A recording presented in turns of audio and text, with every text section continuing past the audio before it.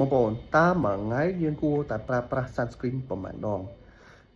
សម្រាប់ការប្រើប្រាស់ sunscreen ខ្ញុំគិតថាវាអាស្រ័យទៅលើស្ថានភាពយើងជាក់ស្ដែងបូករួមទាំងការថែទាំស្បែកខ្លួនឯងទេតែបើសិនជាឲ្យខ្ញុំ recommend បងប្អូនគួរតែលាបក្នុងមួយថ្ងៃចំនួន2ដងផឹកម្ដងនិងថ្ងៃម្ដងអញ្ចឹងមិនថាយើងទៅក្រៅឬក៏យើងនៅផ្ទះទេគួរតែប្រើប្រាស់2ដងទៅអញ្ចឹង3ម៉ោងទៅ4ម៉ោងក្រោយបន្ទាប់ពីយើងប្រើប្រាស់យើងអាច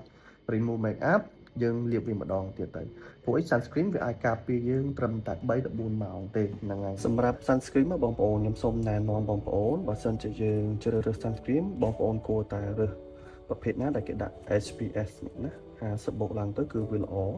នឹងឲ្យគ្រប់គ្រាន់សម្រាប់ការពារស្បែកយើងបូករួមទាំង PA ណាយើងអាចរកមើល3បូកអីចឹងទៅណាហ្នឹងហើយអញ្ចឹងសម្រាប់ Copper sunscreen នេះ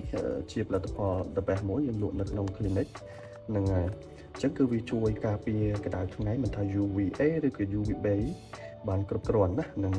ហើយផលិតផលនេះគឺលក់ដាច់ខ្លាំងមែនតើនៅ clinic មិនថាភ្ញៀវគាត់មានបញ្ហាមុនឬក៏ជាប់គឺយើងអាចប្រើបានទាំងពីរមុខគ្នាណាបងប្អូនអញ្ចឹងបងប្អូនអាចសាកល្បងប្រើប្រាស់វាបានសម្បីតែខ្ញុំផ្ទាល់ក៏ខ្ញុំប្រើប្រាស់វាដែរ